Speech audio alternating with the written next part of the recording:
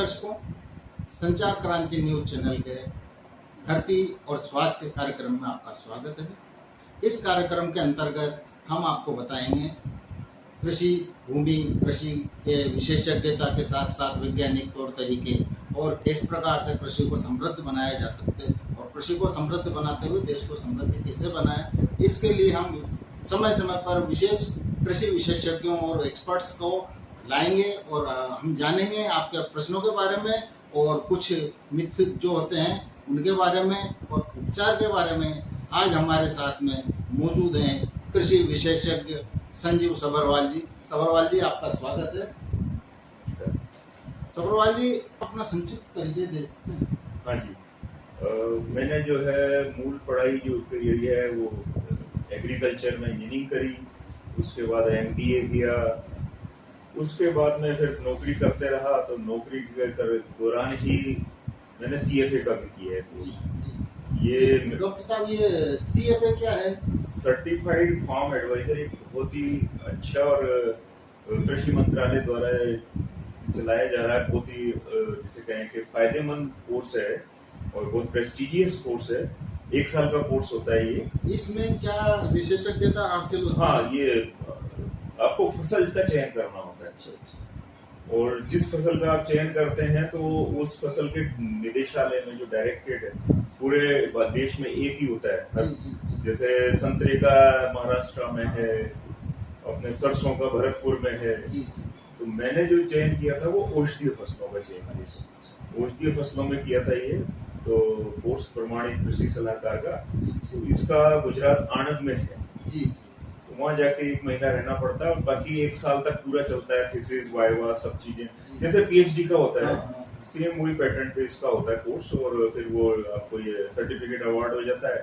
आपका viva clear हो जाए, थीसिस अप्रूव हो जाए तो सर्टिफिकेट अवार्ड हो जाता है। उसके बाद मिनिस्ट्री की वेबसाइट पे आपका एज ए रिसोर्स पर्सन नाम लिस्टेड हो जाता है। तो राजस्थान का प्रथम जो है CFA होने का गौरव साड़ोती पुत्र को है। ये तो हमारे लिए भी गर्व की बात है। दर्शकों, हमारे बीच में CFA के नाम पर राजस्थान में सबसे पहले जो है विशेषज्ञ हैं, आपको बहुत बहुत बधाई। उसके बाद में एक और बात बताना चाहूंगा मैं, तो जैसे कहते हैं कि सीखने की कोई उम्र नहीं होती। जो हमारे साथी देख रहे हैं इसमें कुछ वानप्रस्थी होंगे, कुछ बहुत बुजुर्ग होंगे जिनको ऐसा लगता है कि भाई अब हम 70 साल के हो गए, 80 साल के हो गए, अब हमें सीखने की जरूरत नहीं है। ऐसा नहीं है, सीखने की कोई उम्र नहीं होती। हमारे ऋषि मुनि तो संन्यास आश्रम जो लेते थे, वन में जाते थे तो वेदों का गहन अध्ययन करने ही जाते थे, शोध करने, गहन अध्ययन करने जाते थे। तो मैं भी जो है CFA करने के बाद अपना चल रहा था जो है जैविक खेती, मेरा वैसे एक्सपर्टीज जो है मेरा अध्ययन उसमें रहा। तो मेरा विशेषज्ञता जैविक खेती पे थी। तो उसके बाद में कृषि मंत्रालय में मेरा चयन NMT के रूप में हो गया। राजस्थान से केवल 2 ही वैज्ञानिकों का चयन हुआ था, एक मेरा था, एक झालावाड़ से थे। हमारे दर्शकों को आप ये बताएंगे NMT क्या होता है? ये national master trainer of natural farming. पूरे देश में, पूरे राष्ट्र में से 150 वैज्ञानिकों का चयन हुआ था, जिसमें से राजस्थान में से केवल 2 ही का हुआ था उस समय। प्राकृतिक खेती। आने वाला जो समय है ना, अब वो अपन इस पे आगे चर्चा करेंगे, अभी आगे बढ़ेंगे तो दर्शकों को पता चलेगा कि क्यों आवश्यकता पड़ी या आने वाला समय। वैज्ञानिक क्या आज की नहीं सोचता है। वैज्ञानिक का तो वो जो काम है आज जो हो रहा है, उसके 5 साल बाद आगे आने क्या समस्याएं आने वाली हैं उसके बारे में सोचता है कि उसका समाधान करके रखे। या कोई भी शोध कार्य 2-3 साल चल जाता है। तो सभरवाल साहब, हमारा ये प्रश्न है कि खान पान की वजह से जो रोग प्रतिरोधक क्षमता कम हो रही है, तो इसके लिए इसके क्या क्या कारण होते हैं? बहुत अच्छा आपने प्रश्न पूछा और बड़ी ज्वलंत समस्या का आपने ये उठाया विषय। मेरे ख्याल से अधिकांश दर्शक आपके इस बात से सहमत होंगे और आपको धन्यवाद देंगे कि आपने इतना अच्छा विषय उठाया। ये प्रॉब्लम पहले एक तरह से ये समस्या की तरफ ध्यान नहीं था। समस्या पहले भी थी पिछले 10-20 सालों में बहुत ज्यादा बढ़ गई है। और लेकिन कोरोना के बाद से लोगों को इस बारे में कुछ जागरूकता आई है कि रोग प्रतिरोधक क्षमता क्या होती है, इम्यूनिटी, उसके बारे में कुछ जागृति आई है, जागरूक हुए और अब लोग बाग सोचने लगे हैं कि हमारी रोग प्रतिरोधक क्षमता हमारे बाबा काका जैसी क्यों नहीं है। वो 90 साल की उम्र में खेतों में घूम के आ जाते हैं, उनके घुटने भी नहीं दुखते, घुटने नहीं दुखते साहब। आपके मेरे साथ में यहाँ पे जो दर्शक देख रहे हैं, इसमें बहुत से ऐसे होंगे जो अभी 80-90 साल के होंगे और चश्मा नहीं लगाते, या बहुत से ऐसे होंगे जो जिनके दांत भी होंगे। गांव के स्वास्थ्य तो बहुत अच्छा गांव के लोग, तो उसका वो ही मूल कारण पे हमको पहुंचना है। वैज्ञानिक भी जो है चिंता का जो विषय था कि ये जो गिरता हुआ जो है स्वास्थ्य है, इसका कारण जब खोज पूरा तो पता चला प्रतिरोधक क्षमता गिर रही है। प्रतिरोधक क्षमता क्यों गिर रही है? क्योंकि हमारा खान पान सही नहीं है। खान पान सही क्यों नहीं है, उसके बारे में जब शोध किया गया तो पता चला कि रासायनिक खेती से जो रसायन हम धरती में डालते हैं वो जबरदस्ती पैदावार खींचने के लिए हमने पिछले 10-20-50 साल में पैदावार तो बहुत खींची है। वो पैदावार मतलब जिसे कहते हैं क्वांटिटी बढ़ाने के चक्कर में हम क्वालिटी को कहीं भूल गए। मात्रा के चक्कर में हम भागते रहे, अधिक मात्रा अधिक करने के चक्कर में हम गुणवत्ता को भूल गए। तो हमारे भोजन की जो पौष्टिकता थी वो बहुत कम हो गई। अभी ताजा आंकड़े अखबारों में भी अगर आपने पढ़े हो, समाचार पत्रों में आए थे, हमारे कृषि विश्वविद्यालय के जो है शोधार्थियों ने मतलब आपको मैं उदाहरण के लिए कहूँ तो अपने पंजाब एग्रीकल्चर यूनिवर्सिटी है, हरियाणा की हिसार एग्रीकल्चर यूनिवर्सिटी है, तमिलनाडु की है कृषि विश्वविद्यालय, अपने कोटा का ही है। तो ये जितने कृषि विश्वविद्यालय ये इस पे शोध करते रहते हैं और वहाँ की जब ये इसके ऊपर किया तो सारा भोजन मनुष्य का जो है खेतों से आता है। ये तो आप भी समझते हैं कि केमिकल 2 जोड़ के तो रोटी बनाई नहीं जा सकती, वो तो गेहूं से ही बनेगी और गेहूं खेत से ही आएगा। और गेहूं नहीं, अगर आप ज्वार खा रहे हैं, बाजरा खा रहे हैं, मक्का खा रहे हैं, कुछ भी खा रहे हैं, आएगा तो खेत से। सब्जियां सारी खेत से आएंगी, फल सारे खेत से आएंगे। और ये हमने आपने जो सूट पहना हुआ है, ये सूट भी सही बात, क्योंकि अभी प्रदूषण के चलते सिंथेटिक कपड़े नहीं पहने जा पा रहे हैं, तो ज्यादातर अधिकांश लोगों को वापस सूती कपड़े पहन, तो सूट भी खेत से आया। तो कुल मिला के हम सारा जो है मनुष्य का जीवन वो खेत पे ही निर्भर है, चाहे वो इंजीनियर हो, डॉक्टर हो, अध्यापक हो, बाबू हो, कोई भी हो, खेत से सभी जुड़े हुए हैं। जो भोजन कर रहा है वो खेत से जुड़ा है। तो इसलिए ये आज का जो आपने प्रश्न उठाया, मेरे को लगता है कि बड़ा आपने विचार करके इतना अच्छा प्रश्न उठाया है कि प्रतिरोधक क्षमता जो है मनुष्य की कम हो रही है, उसका मुख्य कारण भोजन है। भोजन खेत से आता है। तो खेती में अगर जब तक हमारे खेत में ताकत नहीं होगी, खेती में जब तक हम सुधार नहीं करेंगे, हमारे भोजन में सुधार नहीं आएगा।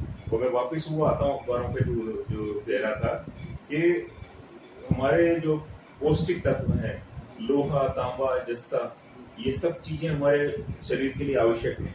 ये हमारे दर्शकों में अगर कोई जो मेडिकल के जो होंगे, मेडिकल साइंस के डॉक्टर्स होंगे या एमबीबीएस के जो छात्र हैं वो, या बायोलॉजी के भी जो छात्र हैं, विज्ञान के जो है छात्र हैं, उनको समझ में आ रहा होगा कि लोहा, तांबा, जस्ता सारी जितने भी हैं पोषक तत्व हमारे मनुष्य के शरीर के लिए कितने महत्वपूर्ण है। जैसे लोहा कम हो गया तो आपका हीमोग्लोबिन कम हो जाता है रक्त में, तो वैसे ही ये सब चीजें, ये भोजन में अभी शोध जो हुआ, ये अनाज में मतलब पिछले 20 सालों में गिरकर 50% रह गई। जो इसमें आवश्यक हुआ करती थी आज से जो हुआ करते थे, हाँ, वो घटते घटते घटते जो है, उदाहरण के तौर पे मैं धनिया की बात करूँ, मसाले की, तो धनिया जो है वो मुख्यतः खाया जाता है। इसमें एक औषधीय तेल होता है लीनालूल। जितने थायराइड की दवाइयाँ, जो भी आयुर्वेदिक दवाइयाँ बन रही हैं, सब वो मेन उसका गुण आपके अंतर्राष्ट्रीय बाजार में भी आप जाएंगे तो धनिया, जब हमारे जो दर्शक बंधु सुन रहे हो उनकी भी जानकारी के लिए बता दूं कि अंतर्राष्ट्रीय बाजार में जो भी खरीदार है वो धनिया की कीमत लीनालूल के ऊपर ही निर्धारित करते हैं। मैं हड़ौती से हूँ इसलिए धनिया का उदाहरण लिया, क्योंकि देश की सबसे बड़ी मंडी भवानी मंडी है, एशिया की सबसे बड़ी मंडी तो धनिया उत्पादक क्षेत्र है हमारा, जी इसलिए मैं उदाहरण धनिया का लिया। आप हल्दी वाले भी कुरक्यूमिना की बात कर सकते हैं इसी प्रकार। तो जैसे कुरक्यूमिना अभी वास्को डी गामा जब आया था, मसालों के चक्कर में ही आया था। सही है। एक समय था जब हमारे देश के मसाले पूरे विश्व में जाते थे, पूरा विश्व जो भोजन करता था वो भारत के मसालों से करता था। सोने की चिड़िया उसी के कारण था, यहाँ से मसाले भर के जाते थे, वहां से सोना लेके आते थे मसाले बेच के। तो वो जो मसाले थे उस समय, अगर ये बात करें हल्दी की, तो 16-18% कुरक्यूमिना होता था। अभी लखनऊ तो नहीं करके वैरायटी हल्दी की उसमें 7% है, और बाकी साधारण की तो 3-4% है, आधा ही रह गया, आधे से भी कम है। ये उसमें उर्वरकों के इस्तेमाल, रासायनिक उर्वरक, सिर्फ हमने क्वांटिटी एक तरह से कह दीजिए कि हम अब भूसा खा रहे हैं जी। मतलब कुल मिला के जैसे कि पौष्टिकता बिल्कुल आधे से भी कम हो गई है। धनिया की मैं बात कर रहा था, लीना रूई की, ये भी आप अभी बड़ी बड़ी कंपनियां जो हैं, जितनी जो आए हैं वो अच्छी कीमत देने के लिए तैयार है। मेरे पास आते हैं फोन उनके जो बड़े बड़े अधिकारियों के सुबरवाल जी कहीं से ये उच्च गुणवत्ता का धनिया दिलवा दीजिए, तो यहाँ से सैंपल लेके जब भेजते हैं तो वो लीना लूल उनका 2%, 3%, 4%, मतलब कहाँ 8% लीना लूल हुआ करता था, कहाँ 3-4% पहुँच दिए थे, आधा भी नहीं रह गया। तो ये एक समस्या जो आई है, ये रासायनिक खेती करने के कारण आई है। इस पे भी शोध हुआ, ICR में हुए हैं हमारे, जो दिल्ली में सब दर्शक बंधु जानते हैं, बहुत बड़ा शोध संस्थान है, ये रिसर्च इंस्टीट्यूट है सेंट्रल गवर्नमेंट का, केंद्र सरकार का ICR। तो वहाँ पे जो रिसर्च हुए हैं उसमें ये देखा गया कि जब रासायनिक खेती छोड़ के जैविक खेती की तरफ बढ़े, तो 2-3 साल बाद अपने आप उसी वेराइटी में जो भी किस्म लगा रहे हैं उसमें उसकी गुणवत्ता अपने आप बढ़ने लगी। यानी कि आप देखिए प्रकृति कैसे सुधार करती, धरती माता है या प्रकृति है, प्रकृति स्वयं जो है बहुत बड़ा वो है कि वापस बिगड़ी हुई चीजों को व्यवस्थित कर। इसका एक उदाहरण जो है, जो विज्ञान के छात्र नहीं है वो भी समझ सकते हैं, ज्वालामुखी के बारे में आपने देखा होगा कि 200 साल 500 साल बाद ज्वालामुखी के आसपास भी पौधे उगने लगते हैं, जबकि वो तो बिल्कुल नष्ट प्राय हो गया। इतना अधिक तापमान होने के बाद में, पूरा राख हो जाने के बाद में क्षणे क्षणे वहां पे जीवन प्रारंभ हो जाता है।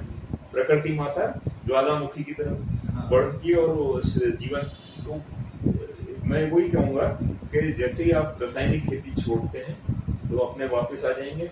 आपके अगर भोजन में अगर पौष्टिकता आएगी तो मनुष्य की रोग प्रतिरोधक क्षमता बढ़ जाएगी।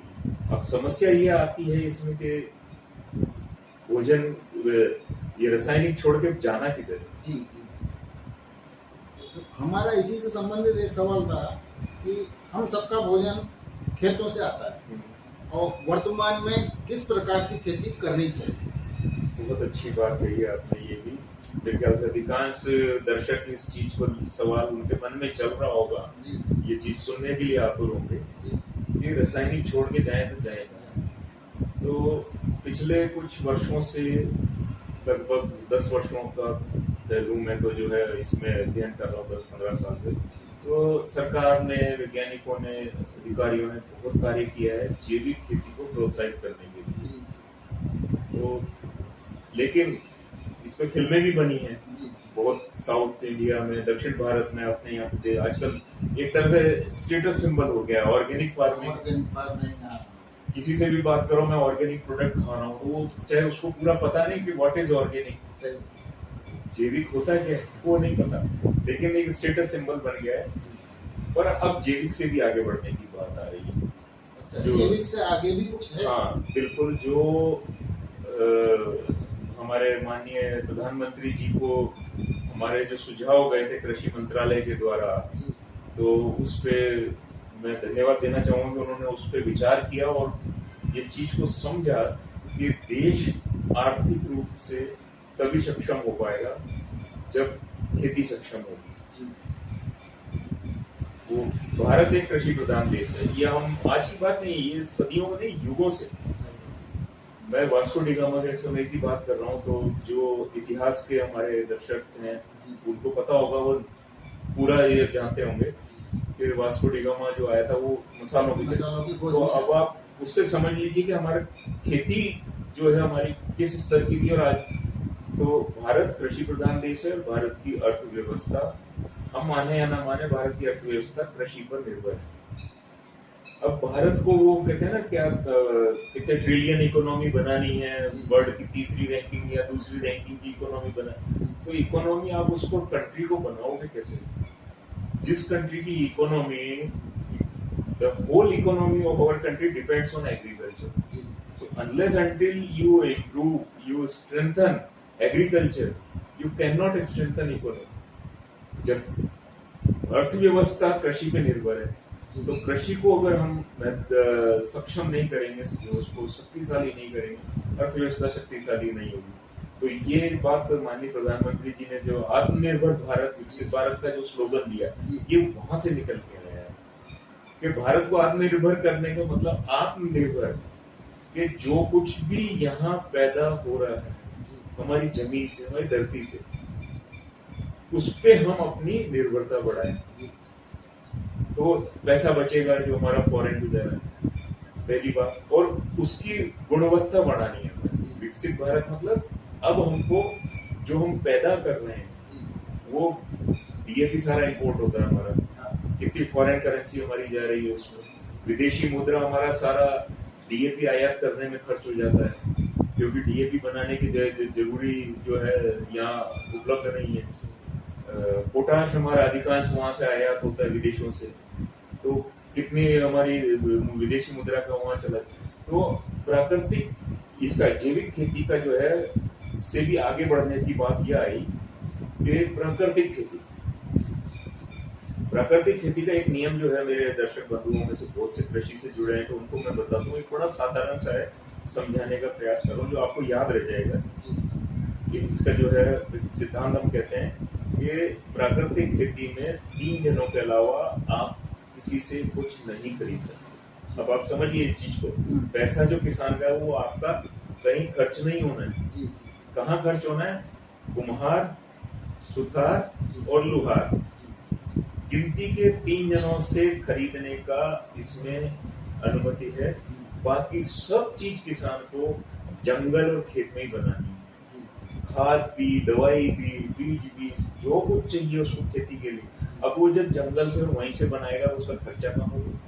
दूसरी बात, प्रकृति माता ने उसका स्वाद बढ़ा दिया, तेज बढ़ा दिया, तो उसको बाजार भाव ज्यादा मिल जाता। तो किसान की जब वो जो अर्थव्यवस्था सुधर गई, गांव की अर्थव्यवस्था सुधर गई, तो देश की अर्थव्यवस्था सुधर गई। और दूसरा सबसे बड़ी बात, जो पैसा हमारा बीमारियों में खर्च हो रहा है वो भी बचेगा, क्योंकि भोजन में पौष्टिकता बढ़ गई।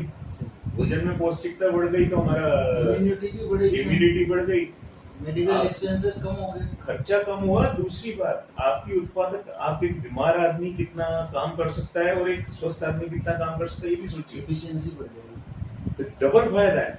इधर से तो दवाई का खर्चा बच रहा है, इधर से उसका प्रोडक्शन यानी उसकी उत्पादकता बढ़ रही है, वो दुगना काम कर पा रहा है, ज्यादा पैसे कमाएगा, तो डबल फायदा हो गया ना। तो इसलिए अब आगे जो है, जो काम अभी चल रहा है, कृषि सखी योजना आई, हमारा जो सुझाव गया था वो माननीय कृषि मंत्रालय ने उसको स्वीकार किया। हम उनको धन्यवाद देते हैं कि भाई, हम जो 150 वैज्ञानिक चुने थे वो पूरे देश को जानकारी नहीं दे सकते, तो हमारा ऐसा सुझाव था कि भाई हर जिले में 30-40 मास्टर ट्रेनर होने चाहिए, और विशेष रूप से भारत में कृषि जो है महिलाओं द्वारा की जाती है, तो महिलाओं को हम प्रशिक्षित करें। तो एक कृषि सखी योजना आई है, उसमें महिलाओं को प्राकृतिक खेती सिखाई जा रही है। बस मेरा एक निवेदन इस कार्यक्रम में ये रहेगा, आप जो भी हैं, खेती से जुड़े हैं या नहीं जुड़े हैं, कि अपनी मिट्टी को जहरीला होने से बचाएं, नहीं तो आने वाली पीढ़ियों के लिए खाना नहीं मिलेगा। मिट्टी को जहरीला कैसे बचाना है? किसी भी प्रकार से उसमें जहरीला रासायनिक, चाहे वो खाद में आ रहा हो, चाहे गंदे नाले के पानी से आ रहा हो, इवन मैं तो कहता हूँ कि हमारे शहर के मोहल्लों में लोग पार्क में पब्लिक गार्डन होते हैं उसमें जाके क्यारी में कुछ भी डाल देते हैं। आजकल सारा जो भी पूजा का भी सामान जो आ रहा है, सिंदूर क्या, ये सब सिंथेटिक है। जी कौन सा असली सिंदूर आ रहा है? असली सिंदूर सब उपयोगी नहीं है ना, वो तो तो- फेंक ही गई है। तो वो जो है सिंदूर का पेड़ होता है, जो हनुमान जी को कामी चढ़ती है, जी जी वो हनुमान जी को जो कामी देव होता है, वो उस सिंदूर वृक्ष में जो फल जी आता है, वो फल फटता है, अंदर से लाल रंग की कामी निकलती है, वही शुद्ध कामी है जो हनुमान जी को ले किया जाता है। जो बाकी वही केमिकल जो इस्तेमाल होते हैं सिंथेटिक। अब तो सारा कुछ कपूर तक सब, आप मैं कह रहा हूँ कौन सा कपूर के पेड़ बचे हैं? आयुर्वेद कंपनियां क्यों नहीं इस्तेमाल कर रही दवाई में कपूर? नहीं तो कपूर की जो दवाइयां आती वो इतनी रामबाण औषधियां होती थी, क्योंकि कपूर के पेड़ नहीं बचे, तो जो खाने लायक कपूर है वो मिल नहीं रहा। खाने लायक कपूर वही था जो पेड़ों से आता था। अब तो केमिकल वाले कपूर आ रहे, सिंथेटिक कपूर, तो सब कुछ सिंथेटिक है ये चीज। तो मेरा आपसे निवेदन है कि मिट्टी को जहरीला होने से बचाएं, नहीं तो आने वाले बच्चों के लिए भविष्य में भोजन नहीं मिलेगा। फिर आपसे हाथ जोड़ के दर्शक बंधुओं सबसे निवेदन है, इस विषय का गंभीर चिंतन करें, और आपके जहाँ भी बैठते हैं, आपके समाज में, आपके दफ्तर में, मैं तो यहाँ तक निवेदन करता हूँ कि आपकी शादी ब्याह में रिश्तेदार जब बैठते हैं 10-20-50, वहाँ आप राजनीति की बजाय एक ये गंभीर विषय पर चिंतन करें, चर्चा करें, आपस में एक दूसरे को जागरूक करें कि भाई धरती को जहरीला होने से कैसे बचाना है। उसमें रसायन जो जा रहे हैं, हमारे जितने भी रासायनिक पदार्थ, चाहे पूजा पाठ के नाम पे नदियों में हम फेंक के आ जाते हैं, प्लास्टिक और रासायनिक पदार्थ मिट्टी में डाले आते हैं, जमीन में डाले आते हैं, कुछ तो भी वो सब घूम फिर के हमारे भोजन में आने वाला, सब कुछ हमारे भोजन में आने वाला। ये एक मेरा निवेदन था। दर्शकों, जैसा कि सब्रवाल साहब ने कहा कि धरती स्वस्थ रहेगी, पौष्टिक गुणों से भरपूर रहेगी, तो हमें अच्छी पैदावार मिलेगी, और अच्छी पैदावार से हम मेडिकल एक्सपेंसेस से बचेंगे, साथ ही अच्छा स्वास्थ्य होगा, किसान आत्मनिर्भर होगा, तो देश आत्मनिर्भर होगा, हम विश्व गुरु की तरफ आगे बढ़ेंगे। अगला कार्यक्रम हम आपको फिर लेके आएंगे, तब तक इजाजत दीजिए, नमस्कार।